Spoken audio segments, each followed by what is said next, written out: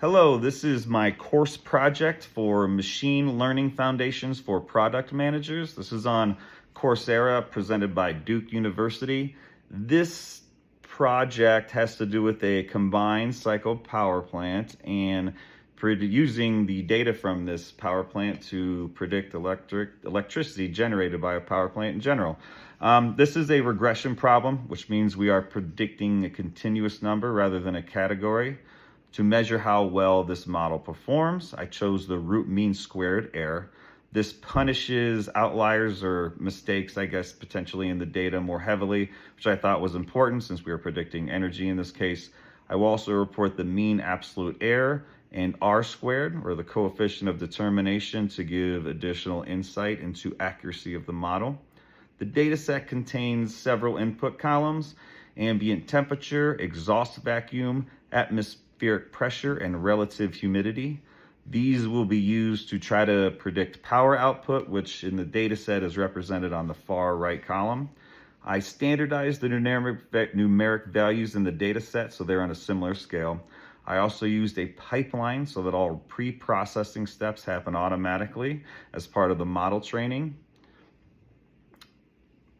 I compared 3 different algorithms in this case: linear regression, obviously, ridge regression. This adds additional penalty to avoid overfitting, and random forest, which is a more flexible tree-based method that can capture nonlinear relationships between the variables. To make sure the results are reliable, I used a 5-fold cross-validation on the training data. This means the training data was split into 5 separate parts. The model was trained on 4 parts, validated on a 5th. This process was then repeated until each part had been used as validation once. The average error across these folds gives a fair comparison. The results were saved in a CV results table. We'll take a look at that in just a second. After comparing models, I select the one with the lowest average root mean squared error from the validation step. I then retrained that model using all of the training data and evaluated on a separate test set. So in the beginning of this, we received a data set, as stated. That was about 10,000 rows of data. I took 2,500 of them out of that data set, created a new test set for this piece, and that test set was not utilized, just to be clear, on the 5-fold cross-validation steps that I was just speaking to. After we evaluated this on the test data set, reported the mean absolute error, the root mean squared error, and R squared for this.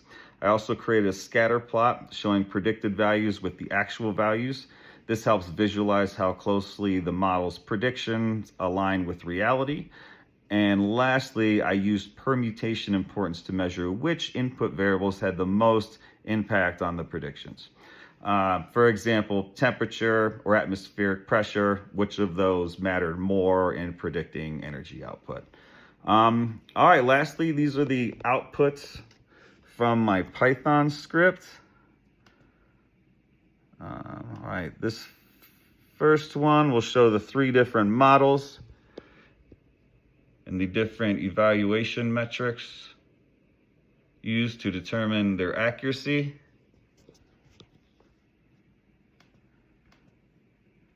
This next shows the different variables or features and their importance on actually predicting power output.